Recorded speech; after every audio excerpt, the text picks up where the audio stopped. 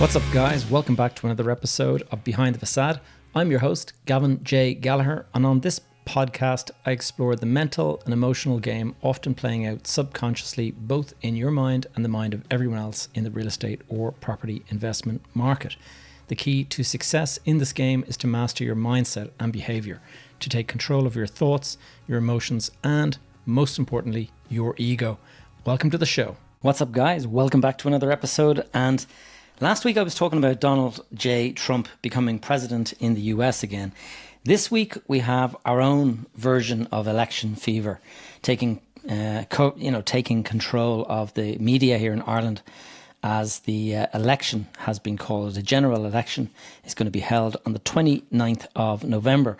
Now, the government held off announcing this right to the last minute, and they gave themselves, I think it was just 3 weeks for 3 weeks of preparation for the election.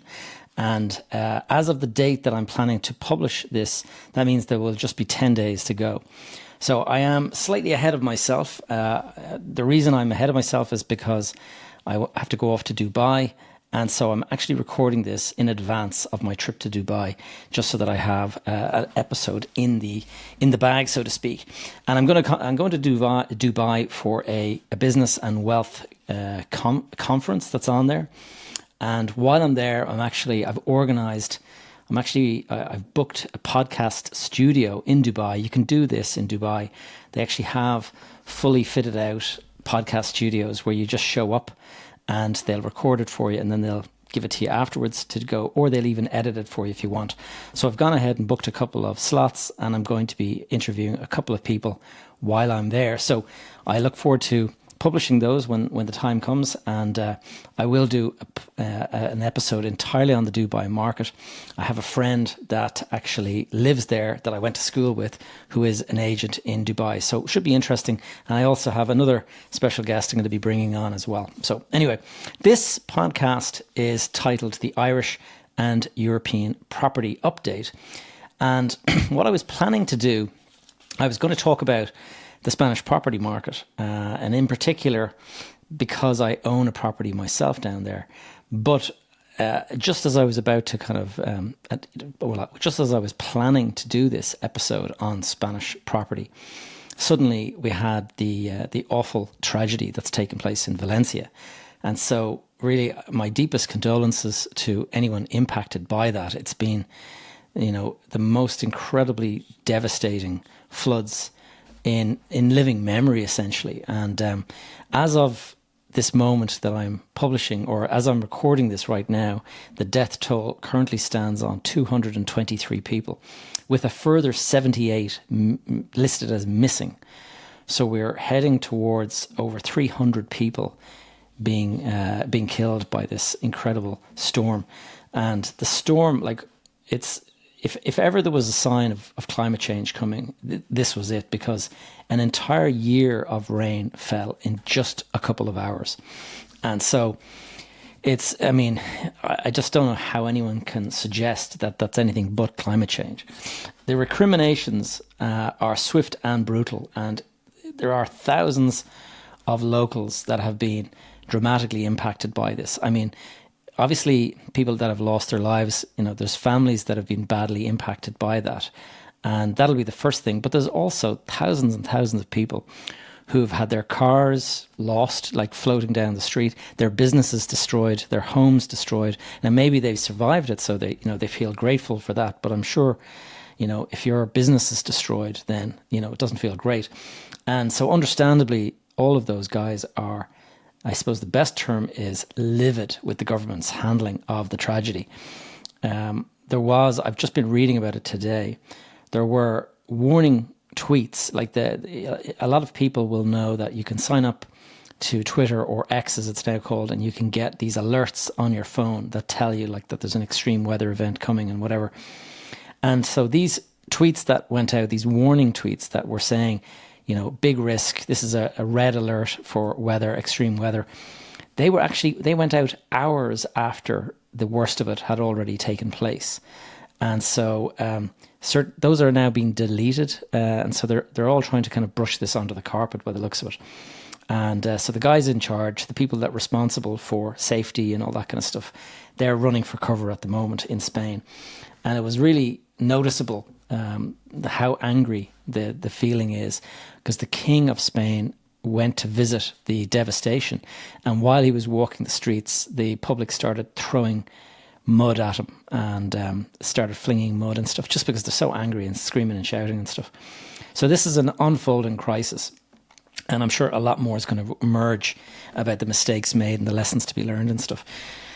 So leaving that tragedy aside, I did want to just mention about the Spanish market. And it is noteworthy. And I'm actually going on a podcast, a Spanish property podcast myself, in a couple of weeks' time, or in a couple of days' time. And what I plan to talk about before these Valencia floods is just the incredible performance of the Spanish economy in general, okay?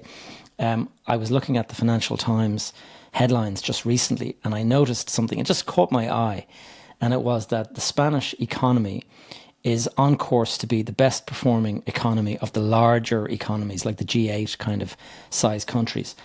And it is on course to have 2025 for the Spanish economy to actually outperform the US economy in terms of GDP growth and stuff.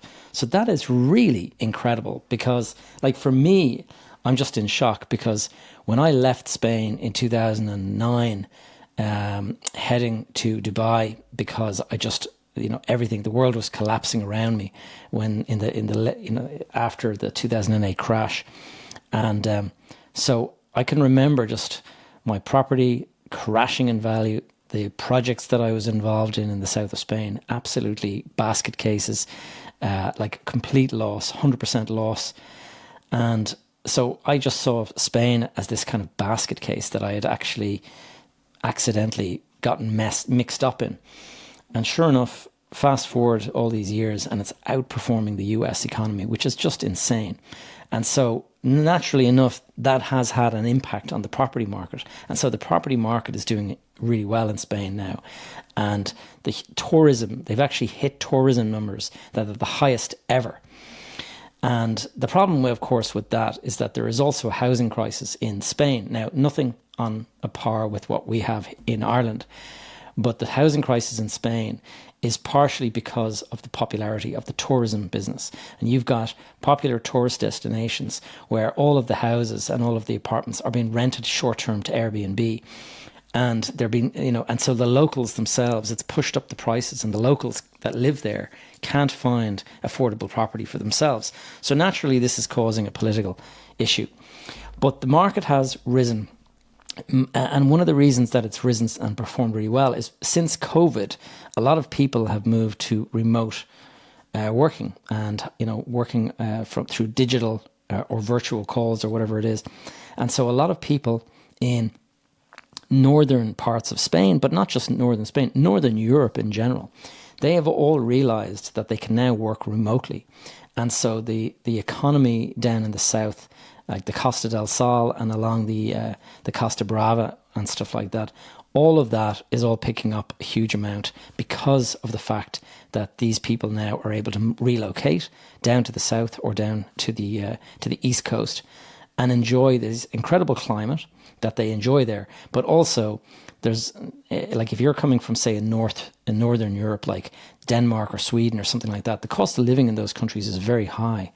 And you can move to somewhere like Spain and it's a fraction of it. And yet you maintain your economic earning potential because of your links back to the northern economy. And so the fact that you're able to work remotely is, as I think Tim Ferriss coined the term, geo arbitrage. And that is where you earn your money in a wealthy area, but you spend it in a cheaper area. And so that is why people would move to somewhere like Argentina, and from America, they'd be earning American dollars, spending it in Argentina, and they would live like a king for a fraction of the cost. Anyway, the cost of housing in Spain has risen on average 47.7% in the last 8 years. Or let me clarify, from 2015 to 2023, the Spanish economy saw the housing market rise by 47.7%. Now that sounds pretty good, but and it is a solid performance, but it pales in significance when you compare it to the Irish economy. The average cost of housing in Ireland during that same period has risen by 69%. So, the Irish housing market is absolutely raging. And, before we all pat ourselves on the back and, for a great job done, recognize the fact that a lot of us are still out there trying to buy. And, you just can't find value at the moment because it's really ramped up. Now, not being able to find value doesn't mean that there is no value, but it means that you have to take a kind of a longer term view, and you have to think to yourself, where will the market be going? And does it make sense right now in terms of the rental yield if I'm going to be renting out the property? You shouldn't really be focused on the capital appreciation, although that will definitely factor into it. But if you look at exclusively the capital appreciation and not the rental income, then you could end up at a situation where it's costing you money. Now, before we all jump on that, there's actually some other economies. You would think that the Irish economy is the best performing in Europe because of, the boom that we're going through in housing and stuff. But there are other European economies that are actually significantly outperforming the Irish housing market. Namely, and I'm going to read out the top three, the Czech Republic. That housing market in those same 8 years from 2015 to 2023, the Czech housing market rose by 111.7%. And slightly ahead of that was Latvia's housing market that rose by 114.2%. But the number one, as far as I could see in this report that I read, was Hungary. And the capital of Hungary is Budapest. The capital of, the Hungarian housing market rose by a staggering 172.5%. And so he gets a lot of negative press, Viktor Orban, but he must be doing something right in the eyes of property investors in Hungary. Now, of course, when you see numbers like that, you might think, wow, that's incredible. But we don't know until we dig into those numbers. Are they coming off of a much lower base? I mean, what was the average price back in 2015 compared with, say, the Irish market or the Spanish market? And if you run them side by side, 172% increase might still mean that they're still lower priced today than when compared to the Irish market. Anyway, all of this is coming from Eurostat, and the Eurostat figures, they're produced by the European Central Bank, I think it is. And I'm going to put a link down below in the show notes just for you to actually see this for yourself if you want to pore over the figures. But the average EU housing number, if you take the whole of the EU and divide it, you get 48%. That's the average increase across the entire EU.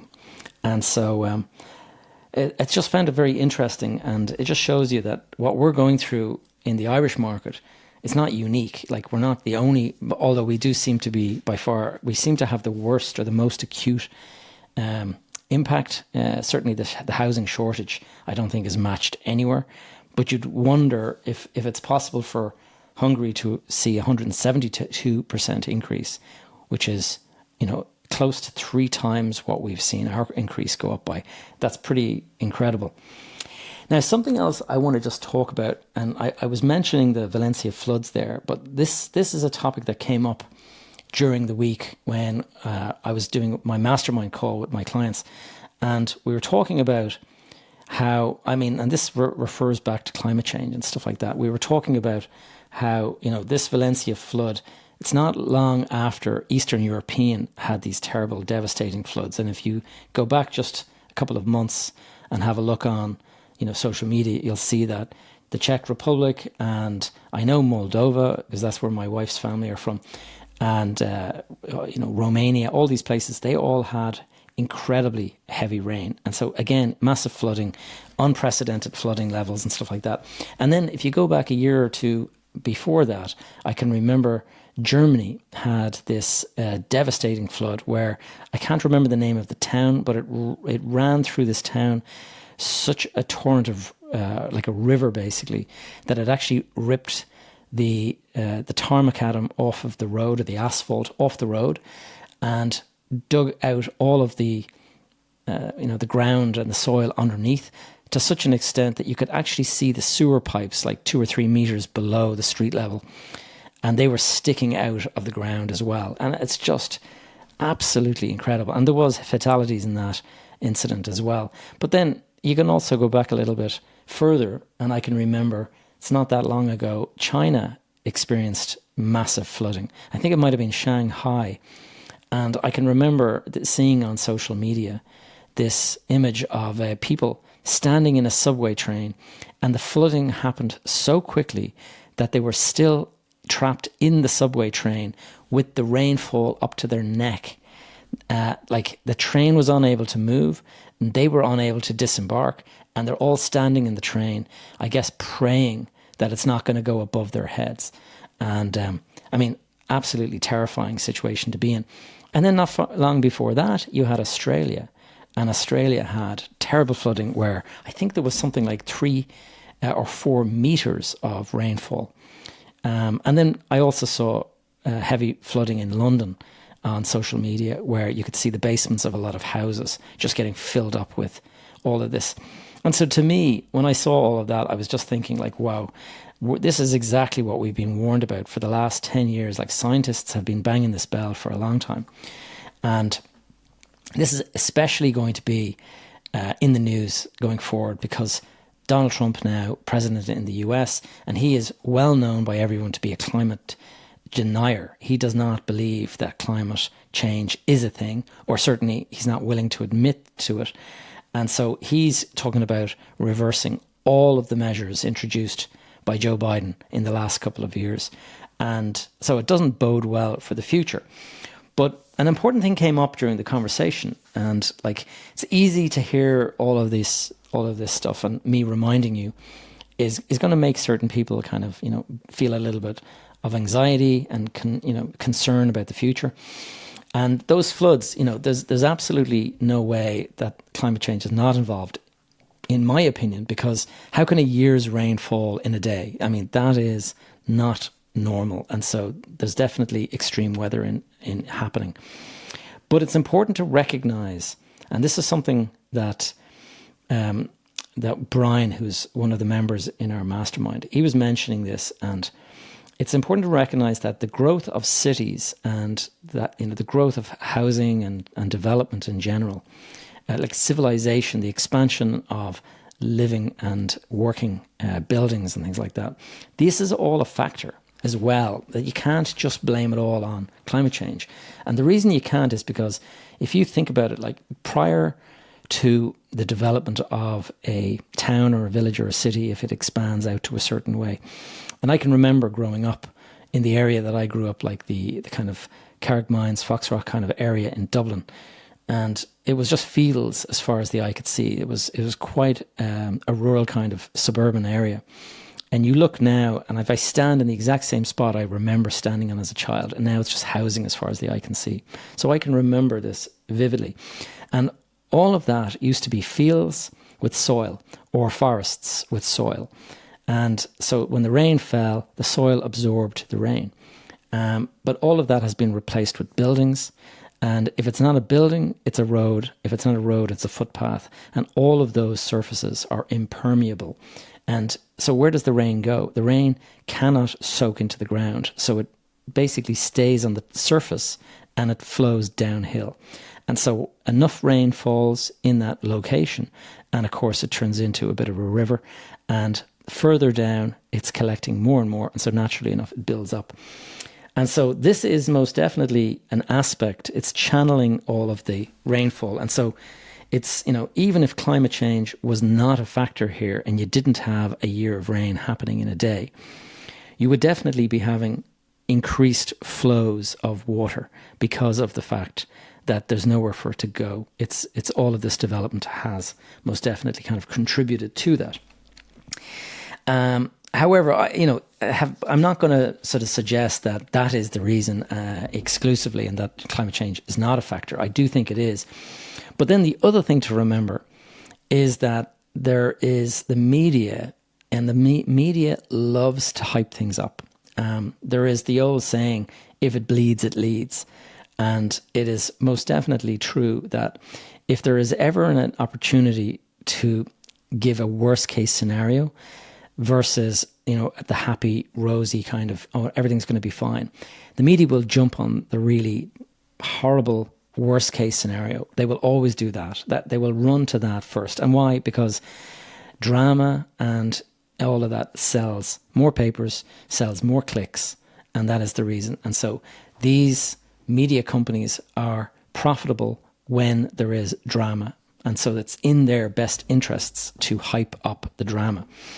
And so Brian is quite well read and all this kind of stuff. And he mentioned what's known as RCP 8.5. And I hadn't heard of this myself, but he was explaining how this is a benchmark for modeling the climate. And what it means is representative concentration pathway 8.5. And all very technical, but it comes from this scenario that the climate modelers use. And what it assumes is that all of the governments in the world do absolutely nothing, and that we continue to develop, society continues to grow and develop as it has done in the past with no intervention. So, we're all now talking about reducing emissions and all that kind of stuff, that all just doesn't happen, and that we just ignore all of that and we just continue to burn fossil fuels and everything like that. And so there's a big argument there as to whether that is a realistic, it is a benchmark that they're using for their modeling, but it's not a very realistic one. It's a worst case scenario. It is, if we do absolutely nothing, this is what we're on course for. And what you'll find sometimes is that the media is quoting from, is referencing RCP 8.5. So when they're talking about, climate is going to do this and it's going to be really extreme and we're going to have tornadoes and we're going to have this and that and the other, what they're often doing is pulling from the report, the RCP 8.5 part of the report. They're not pulling from the report that's telling you what's likely to happen. They're pulling from the part that was designed as a worst case scenario. And so it's important to remember that, because, and I've talked about this in the context of investing. When you're investing, you have to be very careful that your emotion doesn't get involved.